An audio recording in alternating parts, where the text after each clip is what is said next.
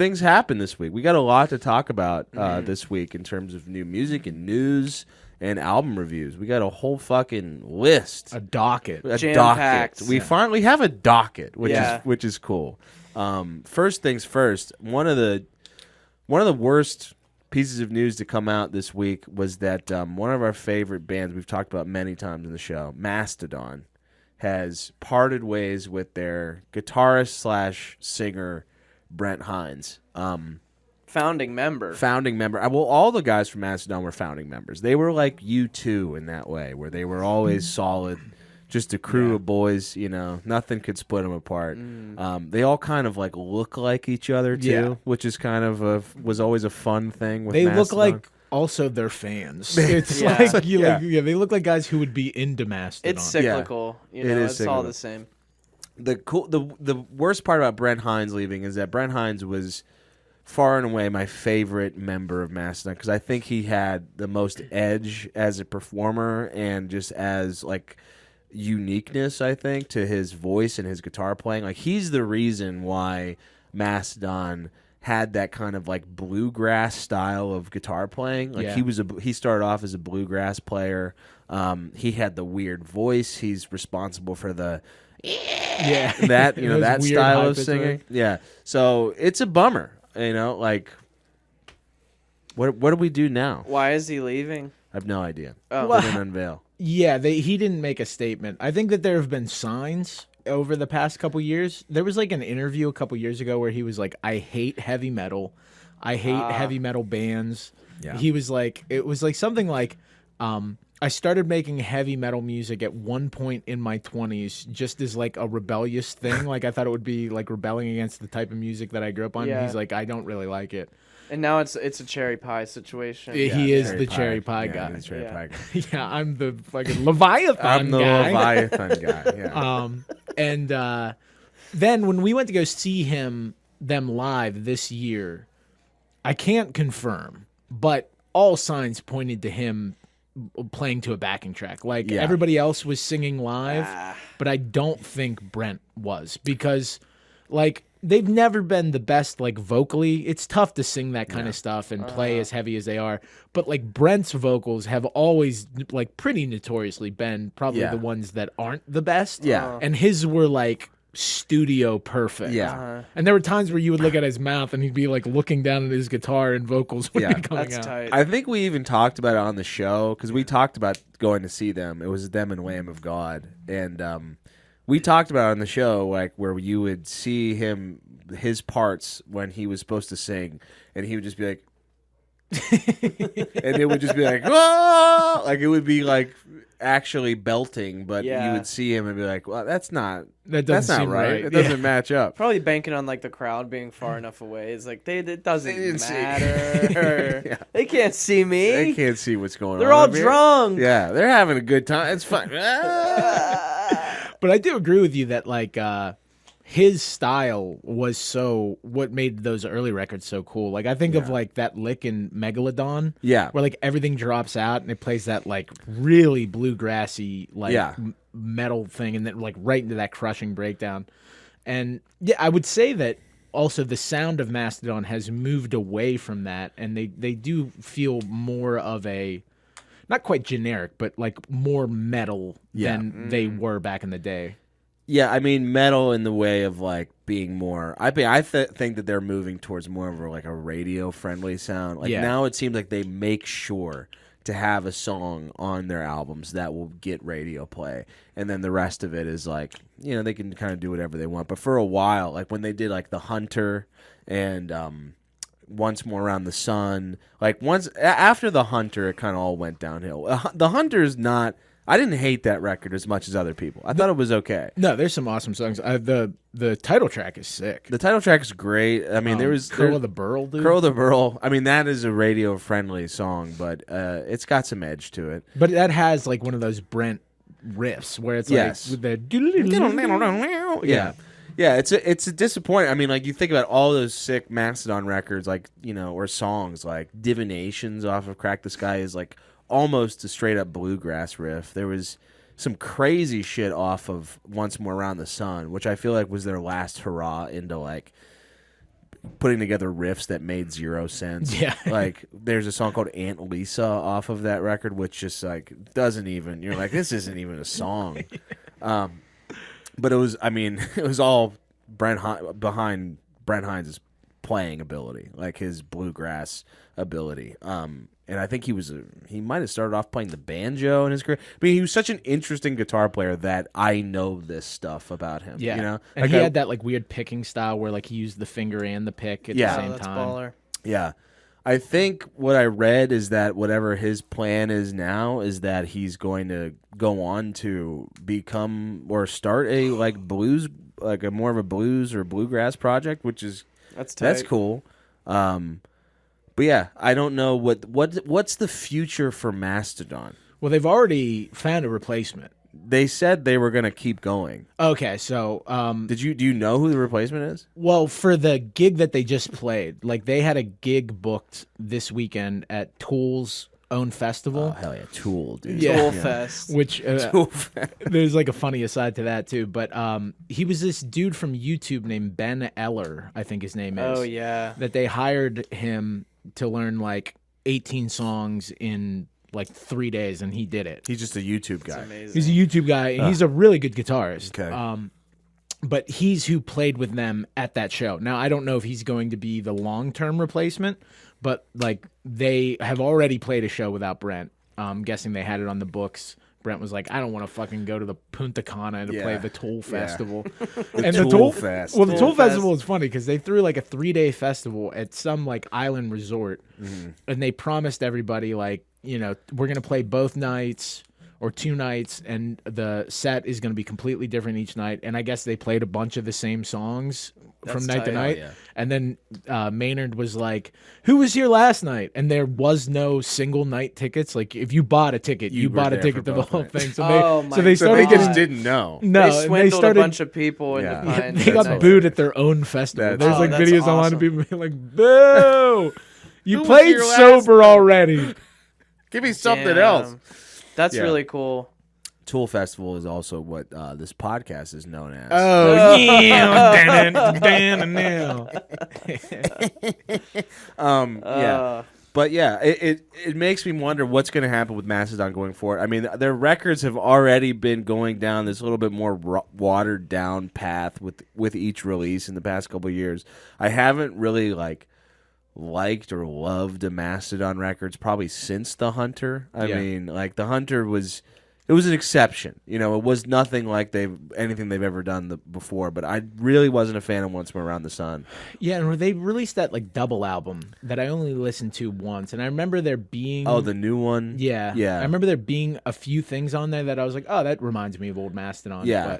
But like they had that run of 3 albums in a row, and their first album's great too, but that Leviathan, Blood Mountain, Crack the Sky, like the best. All of them having this like cohesive Remission. Concept. Well, yeah, I think Remission's a really good record too, but that 3 is like that 3 insane. Was I don't know if I'm going to I'd be interested to hear what they do next, just because I'd be curious. But wonder how much he contributed to songwriting.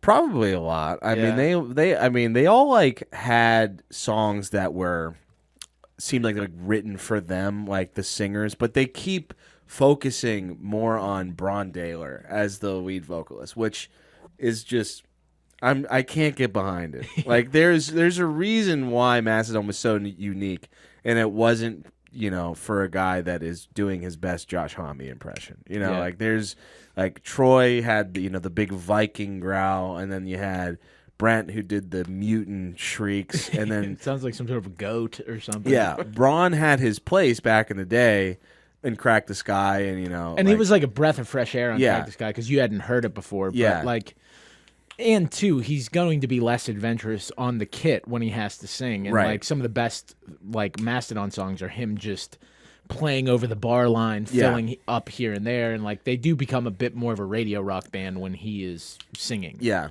Show yourself, show yourself. One of the worst songs. It does feel like a Queens of the Stone Age. I mean, not even as good though. It feels like a Foo Fighters song. Yeah, it does. With Josh Homme on lead vocals. It's gonna be interesting to see what they do next.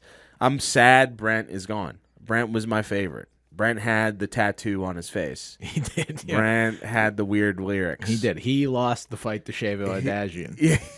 What is that? I was at like the VMAs one year. I forget what he said to Shavo Adagian, the bassist from System of a Down, but I didn't even know Shavo Adagian put a fucking hurting on him. I didn't even know that happened. That's hilarious. I might have to look up some facts. Check that out. I don't know if he called like System of a Down like dog shit. Like, just got those hands. That's awesome. To not be into metal and be like, yeah, your band is dog shit. We're better than you. Yeah, I like Hank Williams Jr. I hate my band, but we're better than you. But yeah, dude.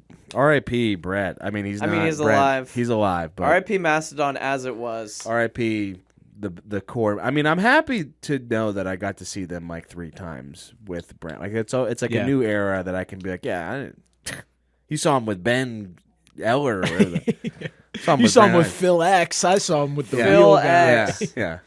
I saw him with Brent Hinds when he was lip syncing. That's better than what you saw. I saw a completely checked out Brent Hinds on his last tour, dude. You can't pay for something like that, brother. I'm not a kid. I've been around the block. Talking about Phil X that tries the guitars. Yeah. All right, cool. Bring him into Mastodon, dude. They should Phil get Phil X! Yeah, he's awesome. They should do a thing like Dream Theater where they. I was gonna suggest 100%. that they all film YouTube guys. It's like Rick Beato. Or Rick Beato. Yeah. Fantano comes in. Bring in the biggest nerds you can find. We need somebody with a built-in audience. Yeah. Okay. They all still. It's like some kind of monster, and they make them all play. For whom the bell tolls on guitar.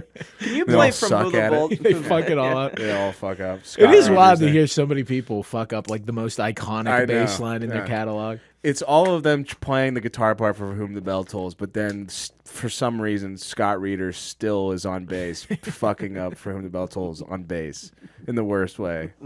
Which is like, Scott, what are you doing here? Why are you here? Why are you, Get the fuck out of here, dude? Auditioning for Mastodon? Caius lives, dude.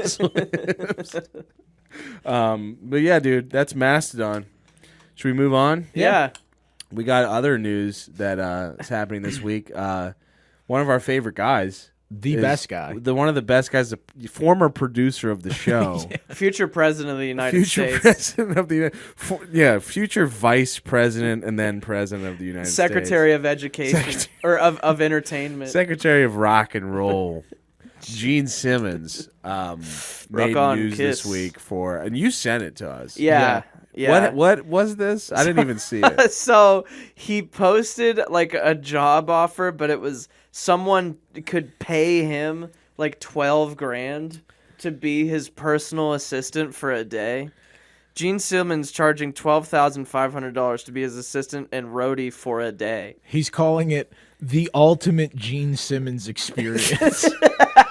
It's the craziest, most narcissistic thing I have ever seen, and I guarantee you, there are at least 15 to 2,500 morons that will do that. All 55-year-old guys are like, it's my hero. Gene. It's Gene. You got to see that up close and personal.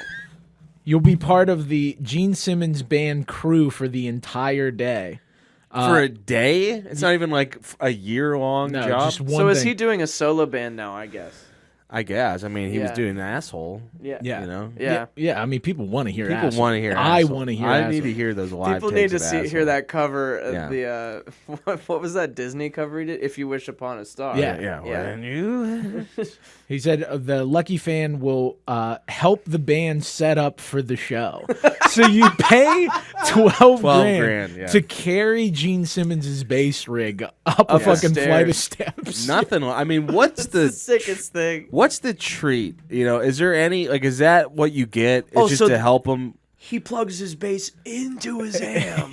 Is there anything you could take home with this? I'm sure you get like a guitar couple, pick. Yeah, some picks. You get to sit in on sound check, which feels even better after you help set up the sound system. Yeah. What if something goes wrong during the gig and Gene's like, "Well, it's that asshole that paid me." Yeah, what was that idiot that came here? It was his fault. It was Scott's fault. He didn't plug my shit in right. Paid $12,500 to get blamed for everything wrong that happens with the show. I broke a string. Scott, Get over here. We're gonna make you pay $12,000. Then you have to get pyro certified to be able to set up. It's a 12-week training course. Yeah, the fireworks for Detroit Rock City. What's even better though is the prime audience for this is like 68-year-old men. Yeah. So you're gonna bring a senior citizen out to fucking break their hip.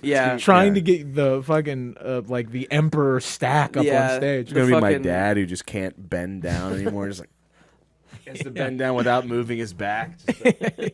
I'm sure the waiver is so extensive to be. You have to know ultimate Gene Simmons experience. You will not sue if you have a heart attack. Have to know how to set up a guitar, specifically a plastic axe-shaped bass, a toy bass that's shaped like an axe. You have to walk in foot-high platform boots everywhere. Yeah, you have to put Gene's shoes on for him. It's like, you got to help me get into this fucking thing.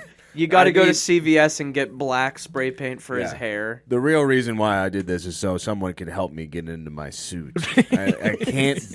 The lady quit that used to do this, and my wife, and I can't pay anyone. So you have to pay me. Yeah. I made that lady sign an NDA, which you will also have to sign. I mean, that's the wild part. Like, why you have to pay me? Like, that's insane. Do manual labor for me and pay me. That's not how the world works. No. Because you and I will never love anything more than Gene Simmons loves money. And specifically taking it from his fans. Yeah. Like they sold that Vault thing a couple years ago, and I think that was like $50,000 to get like their like outtakes to hear Kiss fuck up a song. Yeah, but it's not like it's not selling anything though. It's not don't get selling an experience. That's why whoever told him this idea or whenever he came up with it, he's like, it's an even better idea. It's an even better. You get to hang out with me. You get to pay and then do work. So instead of hiring crew, I've just turned this negative cash flow into positive cash flow. What if people pay me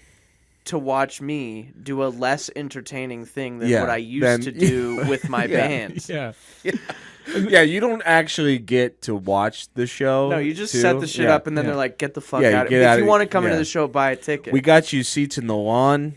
You can go up there. You're free to roam around up there. Beers will be $12.75. The ultimate Gene Simmons experience is to get bossed around by Gene Simmons. Yeah, that is true. Like the ultimate Gene Simmons experience is to just be yelled at constantly for not doing things the way Gene asked you to. I mean, there isn't a more unanimously disliked and like agreed upon asshole in music ever than that guy. Yeah, because like even Kiss Army guys are like, Gene just wants our money. And he kicked out the two guys we liked. And I thought they were moving towards virtual reality. Yeah, what the fuck? Like what? Oh, this is Gene Simmons solo. Yeah, right? this is this is asshole. Which that $12,000 might be to just cover the venues at this point. It might be. Yeah, you need to find a roadie in every town. Yeah, to do this. Yeah. Find a moron in every city.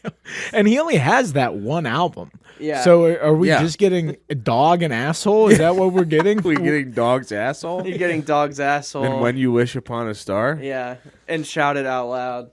Yeah, I'm sure they got to throw in some Kiss songs. You have to. Oh, my God. I mean, if Ace is out there playing them, you would think Gene's got them. $12,000, I would want Paul. I would want to watch him George, take a shit Ringo. if I could. Yeah. Well, I certainly wouldn't want to break a fucking sweat. No, I would. $12,000. Let alone the members of Kiss I'm getting. I certainly don't want to fucking throw out my lumbar trying to lift an amp. It's got to be just so fucking embarrassing to be whoever that is. Just show up on set and just like, hey guys, and like just a guy just like, yeah, I mean, I didn't fucking pay to be here. I'm getting paid. This is my job. Oh, yeah. Like the actual crew members. Like the crew members are going to like, there's probably so much disrespect, like just bullying. Yeah, hey, moron, you want to go lift an amp? They shove you into Gene's coffin bass case. Well, yeah, it's like now I have to work with a guy who's just completely untrained, but I can't fuck with him because he paid $12,000 to be here. He paid good money to be here. Yeah. Mm-hmm. Yeah, it's fucking wild. That's awesome. I mean, that's what it's all about.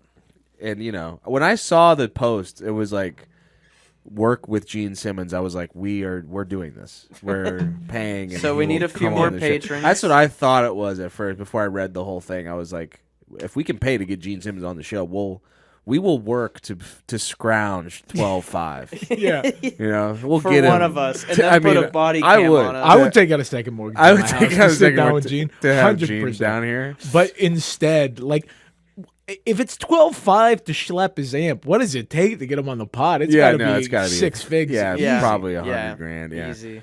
I mean, he would be such a bro, though. You know, he would show up here in every song that we play because this is garbage. This sucks. Not for me, mate. Have you ever heard cold gin? Put on cold gin, and then we'll show you what real music. You want to know is. what real rock sounds like? He'd be exactly like Bobcat Ron. Yeah. He'd be Yeah. the mirror of Bobcat Ron. He's playing the biggest stages in the world. Yeah. instead of The Rib biggest Fest. rib fest. Well, Yeah. I mean, they are still technically rib fest. Yeah, everything you know? is a rib fest if Yeah. you have ribs at it.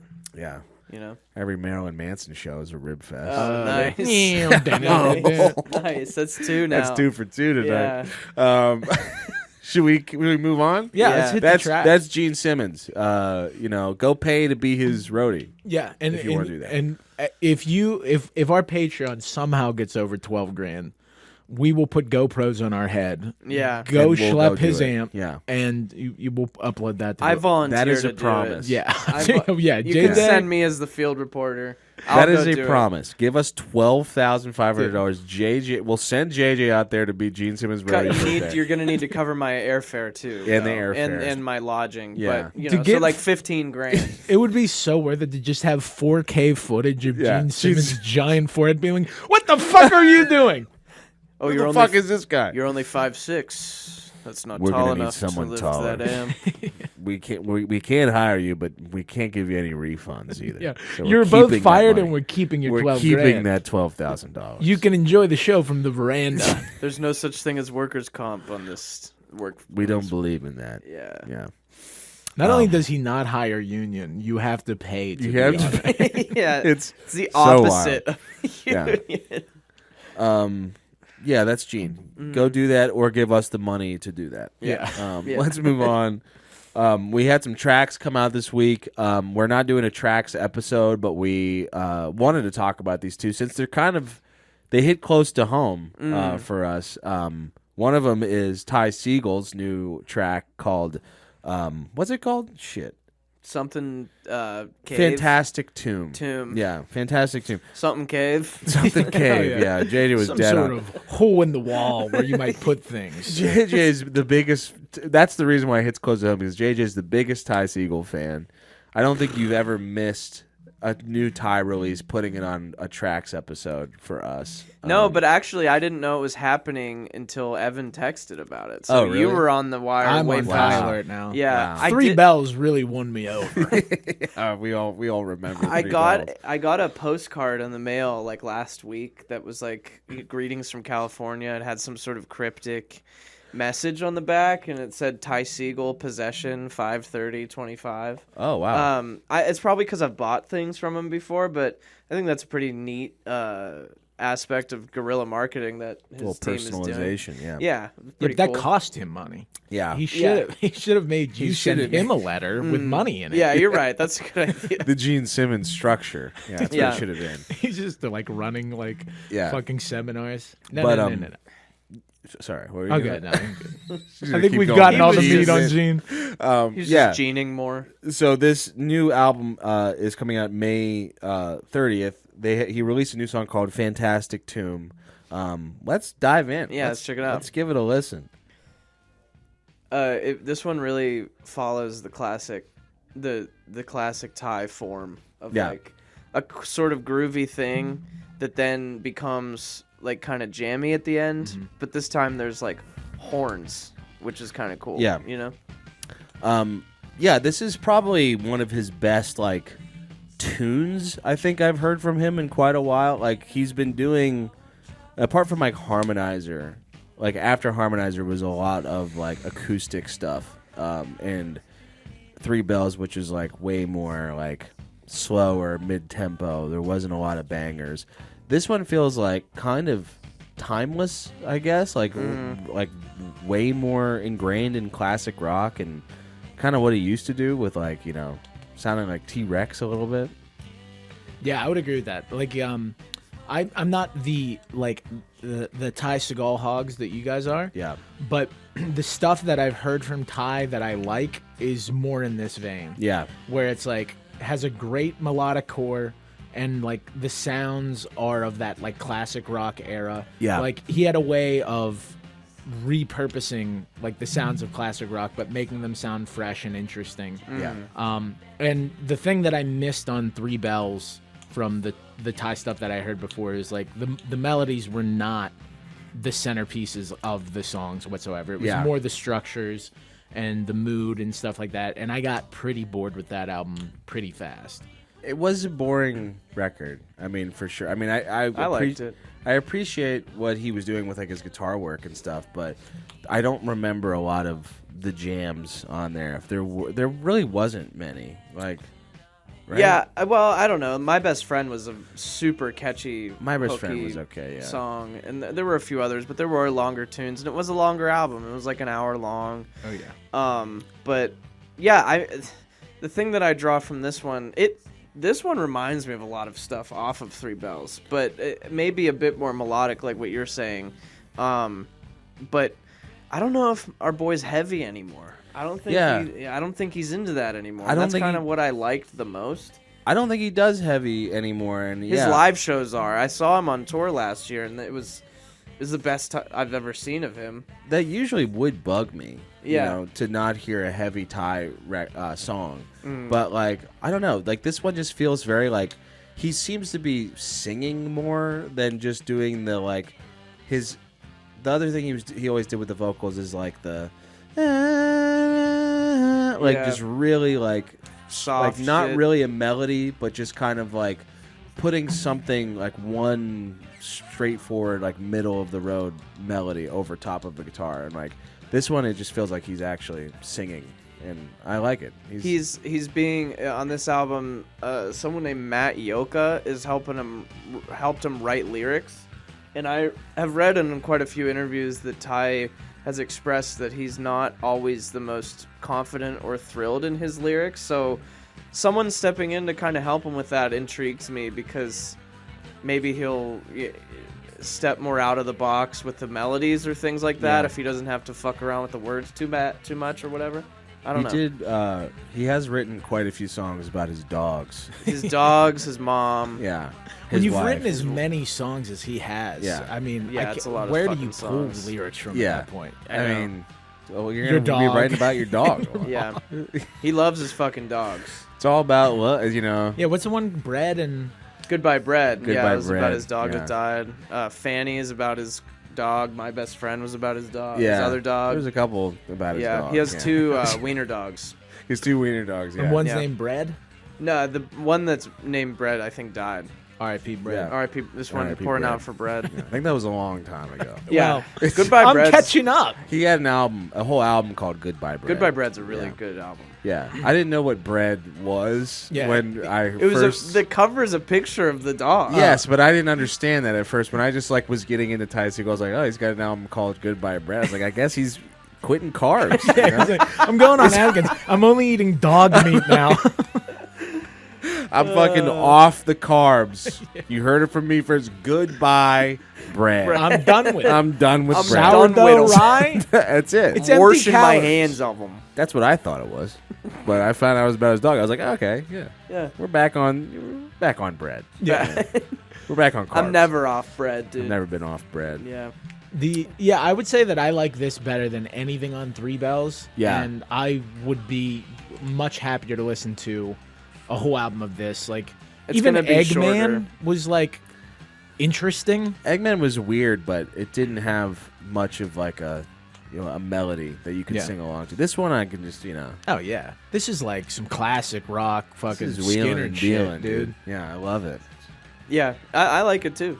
You're the Ty fan though. So like where does this I think does this get you excited? I think he's in a dissension of his career, if I'm being honest. Wow. Yeah. Please expand. Well, he's getting older. It's a natural progression to like mellow out with age, and I don't think there's anything wrong with it. I still like what he's putting out, but like the raw, untapped, crazy energy is not coming through in the studio like it once was. But live, he's still as fucking youthful and crazy as ever.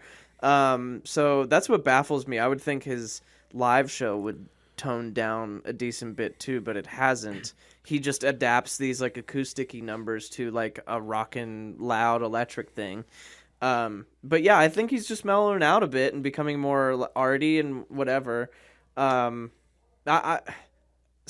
from my preference of liking thick, heavy fuzz and riffs and things like that, I would consider that like a downgrade. But he's still like impressing me with ideas and production and interesting sounds, and I love his voice and shit like that too. So yeah, he seems to be maybe just maturing. I mean, with not doing heavy stuff, maybe he's just maturing more as a songwriter rather than like the riff meister. Yeah. I mean, if they do another Fuzz record, then that'll all be out the window. Because that band has to be heavy. Is Fuzz still happening? Yeah. It is? Yeah. Charles Moonhart still He's around. I know he quit. Evan's boy Chuck. It's not, yeah, Chuck. my boy Chuck. Big Chuck. It's not a moot point. Because Moot's in the building, dude. Yeah. I didn't know if, I mean, he quit the. I don't think there's bad band. blood there. I think he just wanted to pursue a solo career or something. Yeah. But then he started Primitive Ring. Primitive Ring. Yeah, I forgot what that was called for a sec. Yeah. Yeah, and it makes sense that if you're a guy like Ty and now you have probably a nicer home studio, if not the ability to just book your own studio. He has a really nice home I think studio. he has a like legit studio. Yeah. So you're probably not writing songs with a band anymore or anything like that. And like you have this ability to kind of like spread out. Mm-hmm. And it's probably easy for like when you're at your house kind of laying down this stuff that then when you get in front of your live band who for years have just been ripping and shredding, it's just like, it's going to become that. Yeah. Right. I mean, homie loves the acoustic guitar these days. He does. You know, it's on everything. It's always. I mean, it used to be on his old records too. He just like he would always fill it out with heavier stuff. Yeah. Like, who knows? Maybe there will be more of that kind of shit on the record. I know there's a lot of like horns orchestrated on this album from what I read and stuff. So the name of the album and the name of the song made me think it might be pretty Possession. Possession. Yeah. Fantastic tune. Yeah. Evil stuff. Yeah. And he's like, riding down the highway. Yeah. Feeling good. Yeah. Love my mama and my new dog. Yeah, I got another dog. I don't think the guy writing the lyrics got the vibe of the music. Yeah. He's writing about tombs and skeletons and shit. Finally quit carbs after all these years. Goodbye, bread. Goodbye, bread. You son of a bitch. You fucking son of a bitch. That old bread. That rascal. Bread, dumbass bitch. You want to move on? Yeah. So the next song that came out this week, just today actually, hits close to home to us again because it's our buddy, The Hometown Darlings. our hometown darlings, Friend of the show. Friend of the show. We can actually say that. Which is He sat right here once. He was our first guest. Yeah. Our first guest, Jake Kelly. We're talking about Feeble Little Horse, the Pittsburgh indie noise band. He's the drummer of that band. He's the drummer of that band, yeah. Mm-hmm. Go check out our episode with Jake Kelly. We talked about the best albums or best 90s 90s songs. best 90s songs, Yeah. where he said loves Green Day. he loves Green Day, and then he said that he hated the Red Hot Chili Peppers 5 times before saying that he actually And he loves probably Give It Away. shares stages with the Red Hot Chili Yeah. Peppers. He's playing the same festivals. Flea's like, I heard that shit you said on that fucking on that dog dumbass. shit What the fuck podcast. was that? in a guy's Who were basement. those guys? Yeah, but they dropped a new song today. I'm just gonna put it on so we can talk about it. It's called "This Is Real." It gets pretty real. It gets very real. Yeah, I mean, for a this sec. This is a really one of the most interesting Feeble Little Horse. I mean, one of the most interesting rock songs I've heard in a while. I would agree. I mean, I find them really impressive. Like this song in particular. This is a single. It's not to follow up like an album or anything like that. I think they wanted to put something out while they're still working on a follow-up to their last album. Mm-hmm.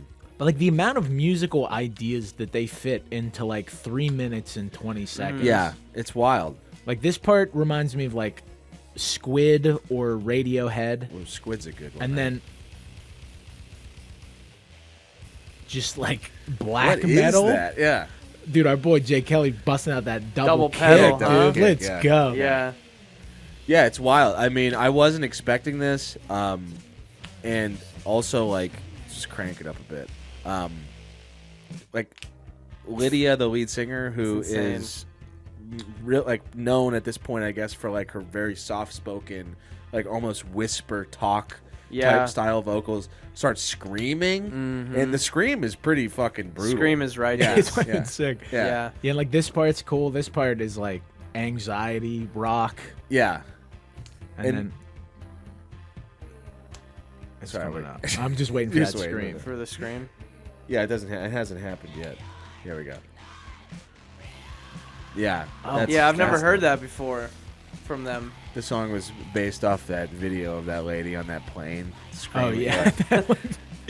He is not real. Yeah, that's what they wrote it about. The motherfucker right there isn't real. Not real. Yeah, I forgot about what that. What a breakdown right by that woman. Yeah.